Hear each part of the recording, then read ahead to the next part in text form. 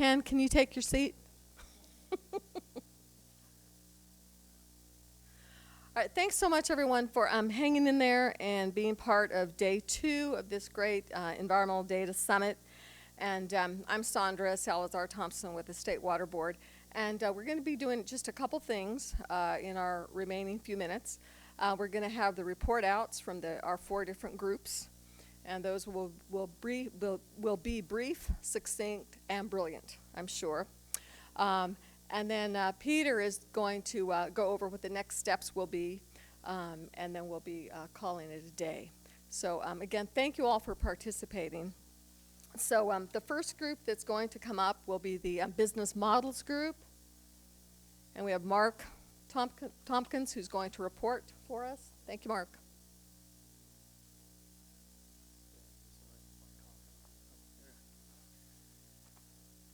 Okay, so we are the Business Model group.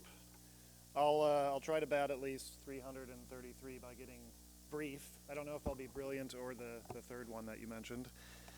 Succinct, I hope. So first of all, thank you. We had a great group. We had a really nice discussion. It covered at least 8 panels up there, and there's a summary panel up here that I'll try to present kind of the key themes and outcomes that we had from our group. Is everyone hearing me okay? So we started really with, or I'm going to start with this question of what is a business model, just so everyone's on the same page, kind of what our group was considering as we addressed a number of questions. And basically, we considered it a plan for a sustainable mix of revenues and costs to implement this improved data and technology sharing for water and environmental kinds of data. So the second question or theme that I wanted to summarize here is then what, if we're talking about business models, what is the objective of that business that we were all discussing in our group? And again, boiling down a lot of good thoughts on exactly what this business, this endeavor would be, ultimately the objective is something along the lines of more comprehensive, faster, better access to and use of all this data that we all know is out there in different places in different forms, and even maybe higher level than that, driving our decision making about problems we face in the Delta and California water and environmental systems, driving better and faster decisions with that data and information. So that's the first 2 pieces. What is a business model as we considered it, and what is the objective of that business model that we were discussing? So then really more to I think the point of our discussion, kind of the needs. What are we lacking? And the first category there we talked about as structural needs, and it's up here as number 3. And the biggest structural need that we spent a lot of time talking about was an open data standard.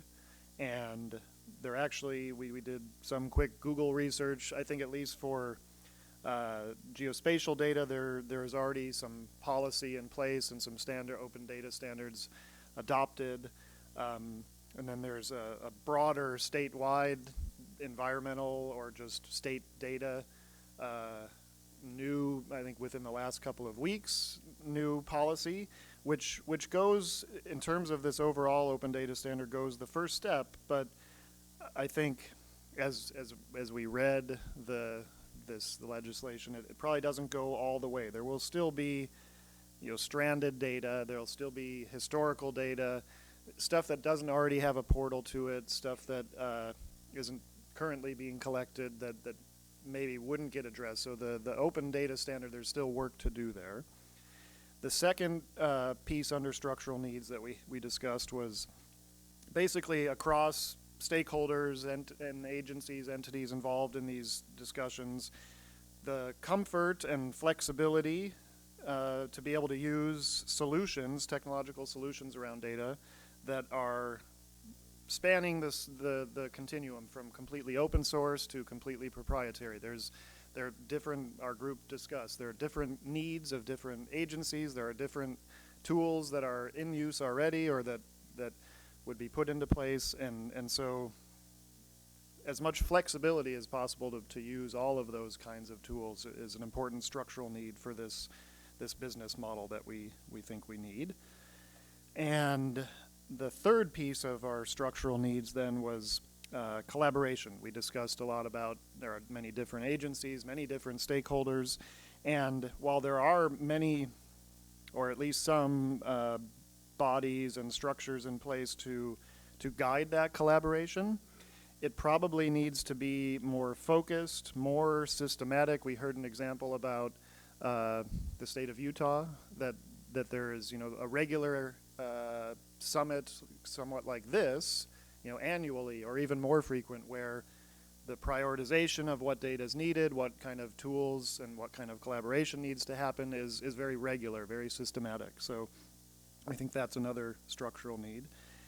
So then the fourth kind of theme here we talked a lot about is this idea of a value proposition. So a business, in order to be valuable, in order to be viable, sustainable, has to have some value proposition, right? Something that it's bringing that allows the costs to bring it to be maintained, because there's either a revenue or some benefit that it's providing. And so we spent a lot of time talking about this potential value proposition, and realized, one thing that this business model, this improved data kind of use and access in our sector here needs is really demonstrating the value of making data that's not currently accessible, making it accessible. So there are very few cases we have of, exactly why we should spend money and time and people's resources to liberate some of this stranded data, because we have plenty of needs to collect new data. We have plenty of needs to analyze new things for really pressing current questions. So really we need some ways to demonstrate the value of not just doing that, but unleashing all of this additional data that likely has significant value. And the reason we think that it does have that value is, some examples you all heard yesterday, some places where opening up the data, like the Landsat data, the open streets kind of data, actually encouraged, it was a catalyst for new business, not in necessarily the sector where that data was collected, but in other sectors. And it potentially even could become a revenue source for this sector. Knowing more about conditions in forests, in watersheds, in rivers could potentially be monetized. We kind of cut that discussion off. We didn't want to go too far down the monetization path, but I think there is definitely value in all of this data, and the challenge of our business model here is finding ways to highlight what that value is, or to quantify what that value is. One of the ways we discussed of doing that is through one of the members of our group described data stories, and so trying to really get the public more engaged directly with the data, because ultimately there does have to be some legislated use of resources to change the distribution we currently have of producing new data and collecting new data. The mix of that with actually trying to make accessible all the existing data. So through data stories where we show, hey, well, we looked at this set of data that people hadn't looked at before. We accrued this value from it. We can extrapolate from there to all this other data that's sitting in archives and not really accessible now. If that were accessible, potentially the value of that is large and worth investing some of our resources in.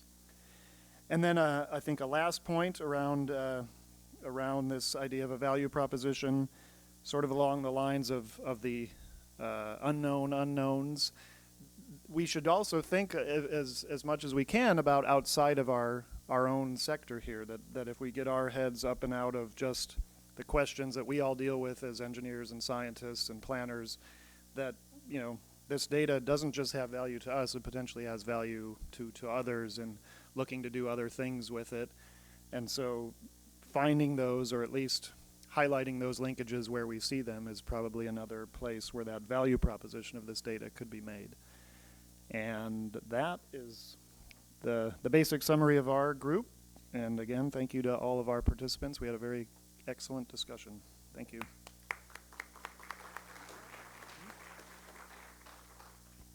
That was brilliant. Alrighty, so next up, I will ask the data library group. So Garrett, you're reporting? All right, this is Garrett Liles, everybody, in case you don't know.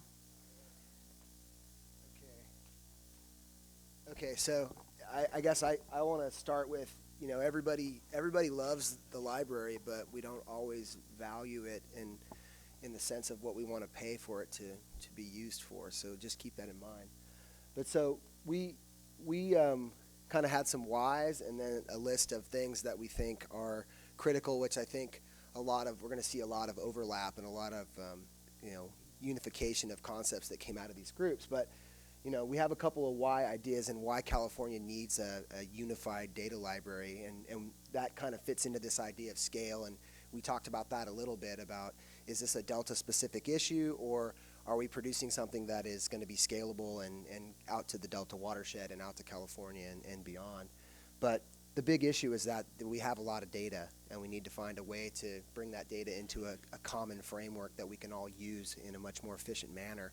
And if that's through a confederated or a federated model or through some kind of centralized way, that we need to do that. And then this ties into a lot of Peter's comments that he brings up time and again, that this allows us for discovery and these ideas of building more value with the resources that we already have by putting it out there and letting people with initiative have access to it and getting us to places that we don't really know even exist today, which is really critical. So the library, in that analogy, as this place where you walk through the stacks and find a new book that you might not have thought existed. It's the same kind of analogy that if we put the data out there, we might not even know what could happen with it. It's obviously an economic issue that it will hopefully reduce redundancy. And the classic, I haven't seen the picture yet of the two boats meeting out in the Delta, but I've heard that's pretty classic, and that's a good example here. We have a lot of issues with redundancy about what's collected, where, why, and how. And having a unified library structure that is valued by both the community that is using it as well as the community, the citizenry, would be a really valuable resource. And then that idea of the library is changing. We're going from bricks and mortar to cyber, and so we really need to start thinking about how we're going to move into that new infrastructure that's based on information, not on pages, but electrons and what have you. Okay. We don't have all the answers by far, but we do have some ideas. So steps to our library. First is that we obviously need a catalog. We need a way to understand what's there, who's doing what, why, how, things like that. And that's a management and an information issue, and that's probably something that a lot of these work groups and things that are going on now are already doing, like knowing who collects what, where is it, things like that, and that's still not on the tip of everyone's tongue. We think it's going to be really critical to have a strong connection between, obviously interdisciplinary, but the people that are handling and managing the data and the experts. It's not, we're going to have a library that's going to handle the data and experts that interface it, but that they're going to be working together to make sure that the information is properly captured, properly categorized, cataloged, things like that. Obviously, we need positions, and this isn't going to be an environmental scientist that's managing a database. It's going to be dedicated positions that are going to be the interface to both bring new data in, make sure the data is maintained long term, and that's going to be really critical. And we don't have an answer if it's going to be one agency, how it's going to be distributed, but this is something that needs staff, that we're going to need to have long-term support for sustainability and getting into the model, business model kind of component. This scalability idea that I already brought up, I think is really critical, and we can't think about this as a Delta issue. Obviously, it has to be a statewide, and that bleeds into more national, international issue. This is something about managing resources And on an aside, that means back to the not just environmental data. I mean, I think we need to step outside of the fact that we all think about fish and water and things like that, and think about how do we start migrating all the data streams together in a way that we can support innovation and facilitate discovery of different knowledge, to use that kind of idea.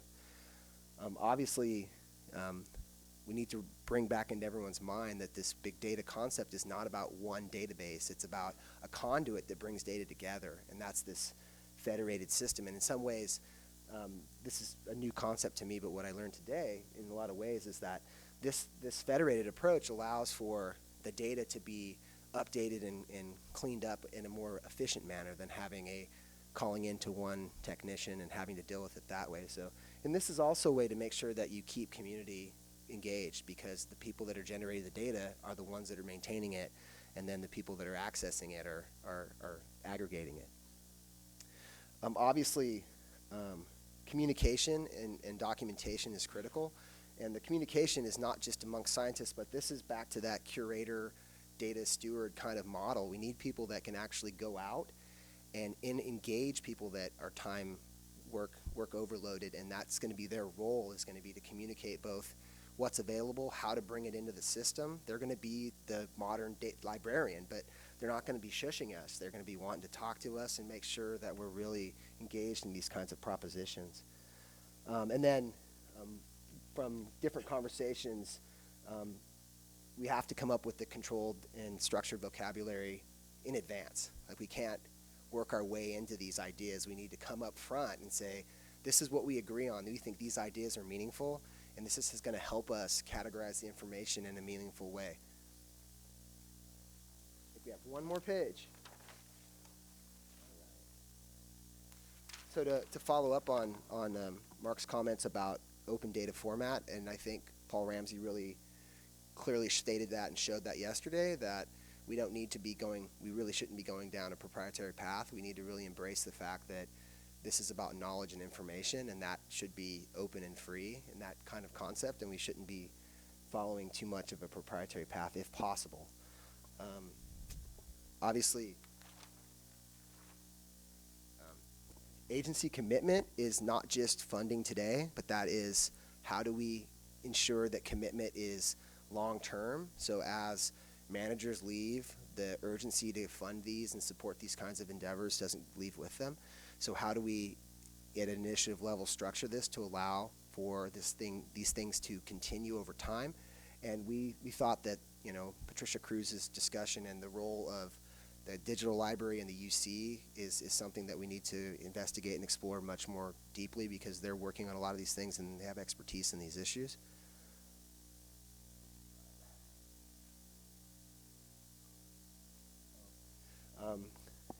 This is along the lines of the NSF scale mechanisms to try to ensure that data is available. So we probably need to make sure that any research or funding that goes towards data generation requires that data becomes available at some point. And we discussed the different types, regulatory, spatial, experimental, and there's obviously going to have to be a framework that allows for different stakeholders or collaborators in the system to have their needs met with embargoes and different things like that.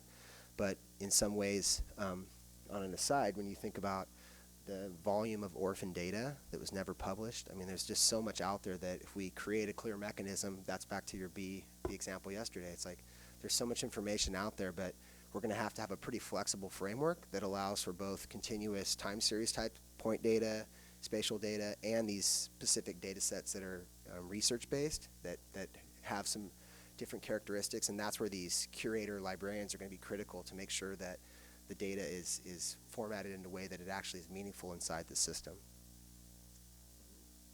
Okay, final point. So legacy data, we kind of all agreed that kind of using Tyler Erickson's discussion from Google yesterday, that they don't load up all the data until it's needed. There's no need to just load up all the data to have it. So legacy data, we need to come up with some way to obviously identify where it is, but prioritize and make it available. People know that it's there, but that doesn't mean that it has to be loaded into the system right away. So legacy data might be approached from a as-needed basis. So when we find holes and we realize that data exists, then we might go to the effort to send some resources to make sure that data is available. But this is back to the categorizing and making sure we know what's available. But that doesn't mean it all has to go into the archive right away, because it's a resource constraint. We can't just take every data that's ever been generated and put it in our library. And I think that covers it. Thanks. Thank you, Garrett. How about data integration?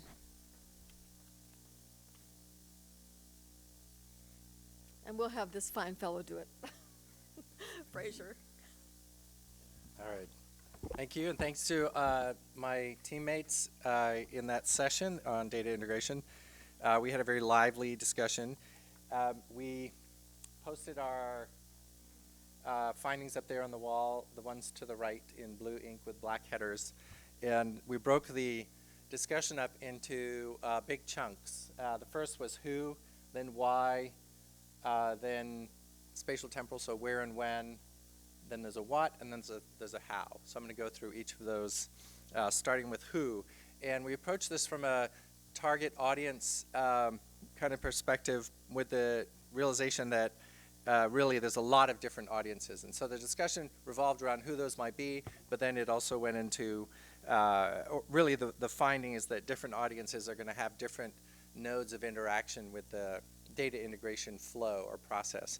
And very technical audiences might want to understand the data sourcing and provenance issues, and then people who are, say, legislators, they want very derived outcomes from the data integration process. The why of integration, there were several different findings from that. One was that we need feedback loops, so basically informing adaptive management for complex systems. And that new combinations of data lead to learning about the system. So not assume that all science is going to be conducted as a hypothesis testing exercise, and that new ways of analyzing data are occurring, and that really is part of data integration, or data integration can inform that. The where and the when, we talked about the spatial temporal frame for thinking about data integration. So a simple way of giving an example of that is that most data are collected even within a parameter in different spatial resolutions and temporal resolutions at different times by different people. So not everybody collects data in the same way. So you always end up with this sort of variable spatial resolution and temporal resolution for data. So how do you deal with that? And this is both within certain individual parameters, but also among parameters, you're going to get that kind of variability. So tools that allow you to deal with that spatial and temporal variability are going to be essential. So it's recognizing it as an issue without necessarily saying that there's lots of solutions for that. Then the what, we came up with what are the characteristics of integration, sort of the ingredients list for doing data integration. So I'll just go through quickly. There were quite a few, and I've got 6 here. The first, the ability to discover data. Second, the ability to interpret the data. Third, and you might notice there's a lot of overlap between some of the things we talked about and the other sessions, and I think that makes sense. Ability to mine the data. Documentation was considered a critical characteristic. We need to know about the quality of the data prior to its use in any kind of integration exercise. Technical and administrative governance, so a process that is really the context for carrying this out. And then bringing data into the same frame. And that can have different ways, different types of meaning. One might be that if you are normalizing data to a common scale, for example, dollars or something like that, then you've brought it into the same analytical frame. But there's other ways of reading that as well. Then we had 5 areas where we looked at how. And these are all from the white paper that the organizers sent out for the Data Summit. The first one was what technical measures, I'll just quote it from, what technical measures have we instituted to foster sharing? And we had lots of discussion about different measures that people have used, but an important point was brought up that sharing is often it's more of a social issue than a tools issue.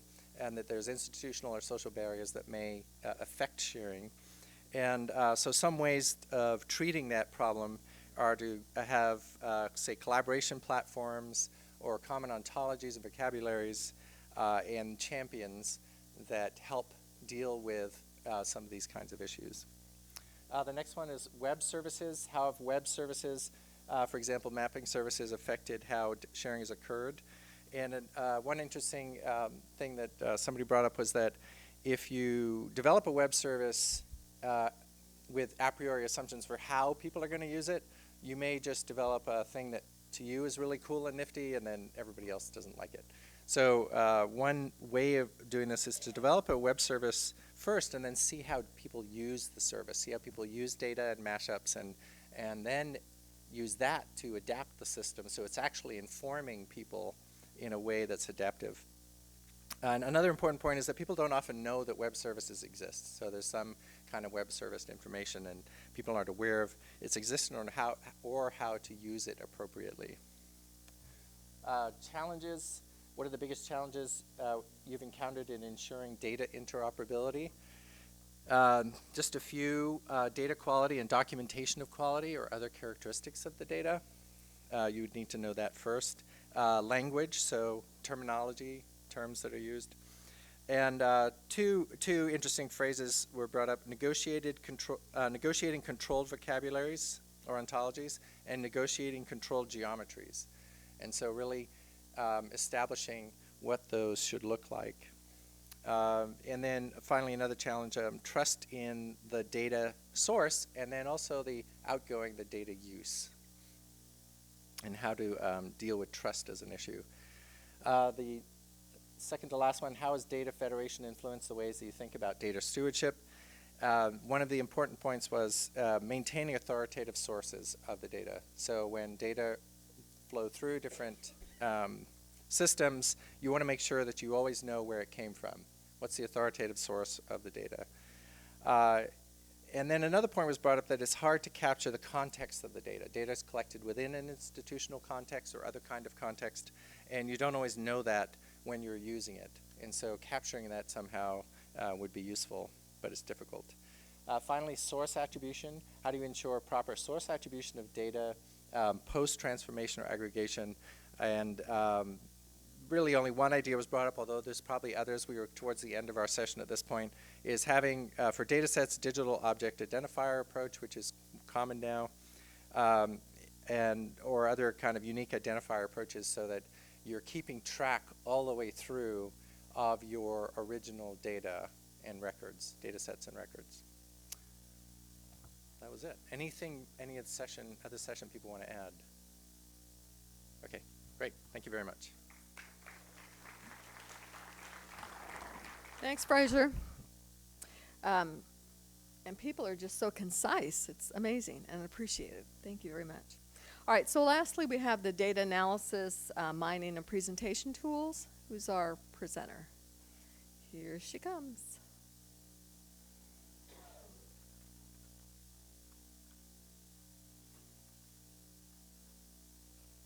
Hi, how are you? Hello. Hi, everyone. There's a lot of overlap. It's really cool, actually, to hear.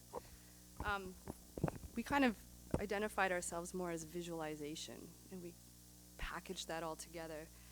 And we could have got lost in the weeds of discussing and describing different tools and technologies, and we kind of ended up taking a step further back, more conceptually. And we just discussed among some wonderful experts in our panel, or in our working group, why visualize was one of them in general.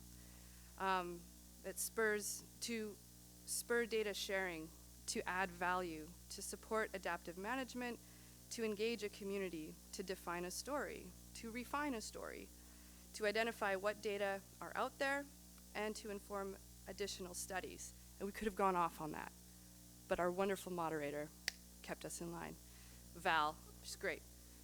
So then we talked about what is visualization for the delta, since this is about the delta. So visualize the problem. We need to visualize the problem. What are the threats? Why are we having these problems? So we can start to collate all the data that are out there around these wonderfully framed issues. That Rafa brought up. Is he here? Thank you. So we need to visualize the problem. We need to visualize what are we doing about it. Can we visualize how it is working? Where is it working? To be able to evaluate management action. And showing this over time and scale. One wonderful example was, what if we had a visualization where we could show a policy that was enacted in a region and then be able to see the environmental effects of that policy over time, and then see if there's some policy coming in the future and be able to project what the impacts might be on the land at that point. And then to visualize what we want. What is our preferred state, and what are the potential future scenarios or outcomes? And then we kind of went into that. The other point is people. We need to consider in all visualization, we kind of got into an idea of like, what would be a visualization process? What would be a whole life cycle of developing a visualization, whatever product or result it might be, since it's not clear yet. But it must include a collaborative, iterative approach with feedback loops designed into the life cycle. And the main people that we need to think about are producers and our audiences. So the visualization producers, like a development team, the communicators of that visual product and then the stakeholders or the community, the audiences, the stakeholders, the end users, your user group. And we need platforms, or we need to employ existing platforms, new and interactive platforms to be able to demonstrate what data are available, and then to be able to ask our user groups to explore more what they need. We need to consider the cultural values of those different groups and how those values will feed into whatever kind of visuals we demonstrate or we share or we create together. And that these visual products need to be able to be vetted before they go public, and to have scalability for access, scalability for restrictions, for sensitive material, and to be able to go from the general, the wow, the cool, the big concepts, if people want, and then to be able to go down to the very specific with specialized groups, keeping in mind all of those cultural values and vetting. The third point that we talked about was being able to harness existing expertise, to connect the right expertise to the right stages of this life cycle to support the development, production, engagement, and consumption of compelling visual products. And we talked about lots of things that of the people that are represented here, but then there were a number of disciplines that are not represented here that could be very useful, such as designers, artists, interactive designers, writers, for the visual development, and then professional educators and facilitators who can assist in the engagement experiences, the strategy, the framing, and then venues. We need to consider different kinds of venues where we can have these conversations. Can they be art galleries? Can they be science centers? Places where there are different audiences that already come in that this community could leverage and work with to get more impact. And then the fourth point that we wanted to discuss, or that we discussed, were what are the next frontiers? Can we plan for some of the trends and the things that are coming down the pipe that have a lot of potential? So can we harness the energy and expertise and momentum around citizen science and online, grassroots, local data gathering and data sharing initiatives? How can we leverage these local community activities? And how can we crosswalk the good products, good visual products and procedures with what's going on in the state, government, and research communities? So we thought, we talked a lot about these different tools that are available, but I don't want to bog everybody down here with those. But we kind of came up with, there needs to be like a data shepherd. Where are my notes here? What do we call it? Where is it? Our notes are kind of crazy. But a data shepherd that can be that go-between in the life cycle of developing these visual experiences and products. So they can crosswalk between the communities, between the technical groups, between the educators, and between the state initiatives that are already going on, and that those people need to be funded and supported so that the energy and the benefits from those interactions, those engagements, are sustained. That's it.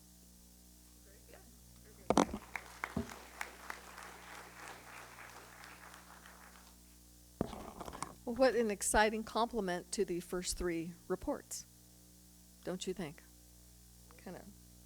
They were all tremendous, but I think the last presentation really sort of pulled us all back to reality and to sort of the creative space we all need to be in. So thank you very much. And so now we have a couple things that we're going to do. Peter, I'll be calling you up in just a second, but I actually wanted to call up Karen Larsen, who is with the Water Board. And I know Karen, from the Water Board's perspective, was very instrumental in making this data summit happen. So I'd like to invite Karen up if you just want to say one or two or three words. I know we're going to be spending a couple days together next week on one of her programs, but Karen Larsen. Well, I think I already sort of said this morning why I think this is such a great venue and a collaborative effort of a lot of people that I'm very familiar with and a lot of people that I've just met over the last couple of days. So I really appreciate that opportunity.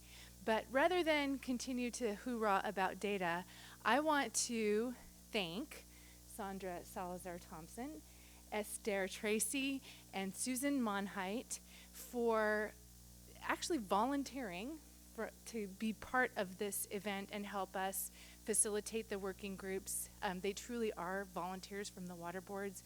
We have a facilitation pool that allows folks to work with our training academy to develop their facilitation skills, and then they're shipped out to various stakeholder activities or summits like these to help with facilitation.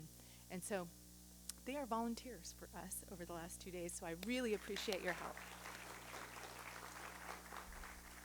And again, appreciate all of your engagement and your willingness to bring your expertise to this summit and to the table. And the working group that I participated in was very engaged, and it was exciting.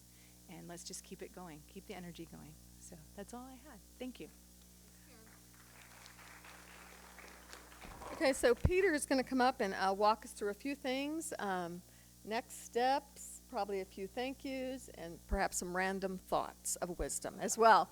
Peter. Yeah, and random's good, but actually I'd just like to introduce Dr. Rainer Hoenicke. For those who don't know, Rainer would just like to make a few words as well. Thank you, Peter. And along the lines of Karen, I can't thank the organizing committee enough. Karen has been instrumental in that. Tony, you name it. I mean, there were lots of folks who planned this and who were able to sort of get the excitement going, and I really appreciate the high level of attendance even on the second day. So thank you all for being part of the brainstorm today. And Peter will explain what our next steps are. I get the sense that a forum like this probably ought to happen more often than just every 10 years or so. The institutional memory tends to disappear, as Gary pointed out in one of the breakout in the business model section, and we want to avoid that. So we want to keep the ball going and push it over the finish line. And so Karen and Sandra's staff, thank you again for actively participating. Without you, we couldn't have done it. Thank you all.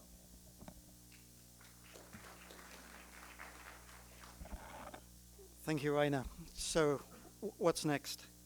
And I'd also just like to thank everyone for participating, and I think for those folks who were out of state, they were quite impressed by many things, just the level of participation, but also the incredible depth of knowledge that has been displayed over the last 2 days.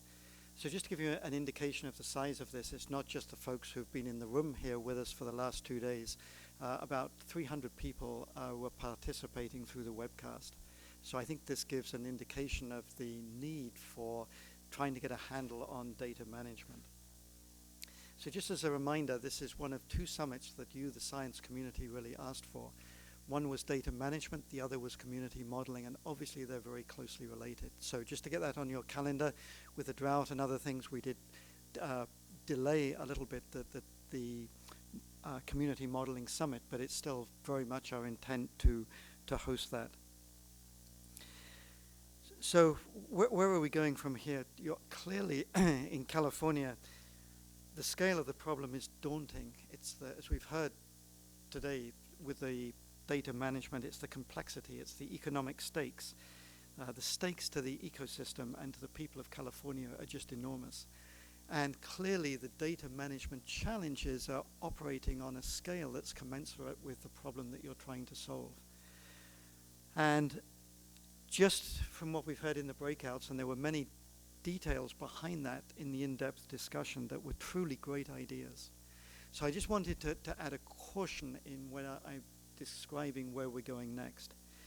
So this afternoon, Tony Hale, George Isaac, and several others have established a writing team where they're going to try and capture everything that's been developed in the last 2 days. And just looking at the post-its, the large post-its right around this auditorium, you can see that's going to be a fairly significant challenge to pull that together.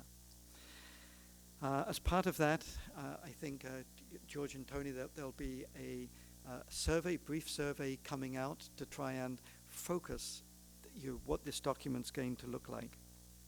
And so you're going to see, I think, three things.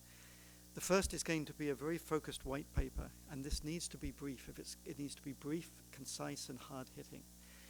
What are we going to do? What are your needs for data management if we're really to move effectively into the era of big data? And secondly, we don't want to lose many of the great ideas that have come out. So just as a warning, when you see this concept paper, this is going to be at a high level. But we certainly don't want to lose many of these very interesting concepts. Some of those could be rolled right into pilot projects tomorrow, I think.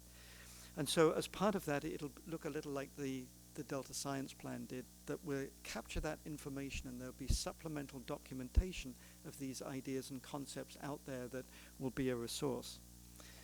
Thirdly, some of these ideas, as you're aware, the Science Action Agenda, at least for the Bay Delta component of what we've been talking about in the last 2 days, is under development. It's the interim plan.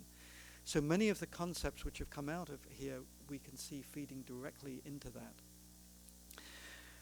And then you as individuals in your agencies, many of you are working on your own strategic plans, strategic priorities. So this will all be available. So you'll be able to tap into this information for your own agency or organization activities. And of course, we would encourage you, as we started out yesterday, if this is going to work, please continue to engage. And just some of the comments we heard today were just tremendous perspective of where things have worked and have failed in the past in the state. We need to embrace that in this next documentation. So please stay engaged. I think what you're going to see is a draft document put out. We encourage everyone to participate. Once we get that document and you've had a chance to comment on it, we do intend to put that out to peer review at the state and national level. But we need to do this quickly. If we're going to capture this window of big data, national priorities change, state priorities change. Right now, we know this is a very, very high priority, as you heard from some of the national speakers yesterday. So we need to capitalize on that. So you will be seeing, we'll keep you informed through the webpage. If you left your email address here, we'll be communicating to those directly. Please stay engaged. Please comment on the white paper. What we would hope is that there would just be one iteration of that, but if there's totally divergent opinions, we may have to go through a couple of versions. But we do need to move on this quickly. And I'd like to thank you, Tony and George and the rest of the writing team for agreeing to take on this massive challenge. It's not easy. And if there's anyone out there that really has an interest in this and would like to contribute beyond seeing the draft document, please feel free to you let George or Tony know. So did I capture anything there for the members of the organizing committee? Did I miss anything that I should be, Shakura? Or Tony, was that a good writer? Okay, thank you, Rainer. So for those of you who aren't aware, end of October, last week of October, is the science conference this year. And Shakura has a proposal in there to actually take forward many of these concepts into some sessions at the science conference. So this is going to be an opportunity to continue this type of public dialogue. And so Dell Conservancy will be leading that in Shakura. So if you have interests or thoughts about that, please let Shakura know. And thanks for agreeing to take that on. Any other last thoughts or comments? If not, just once again, on behalf of the organizing committee, thanks so much for making this a success, and please stay engaged in the coming weeks. So thank you, and again, thanks for hosting.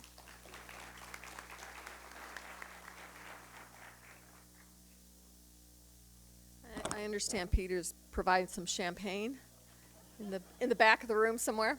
You have to look carefully for it. Thank you, everyone.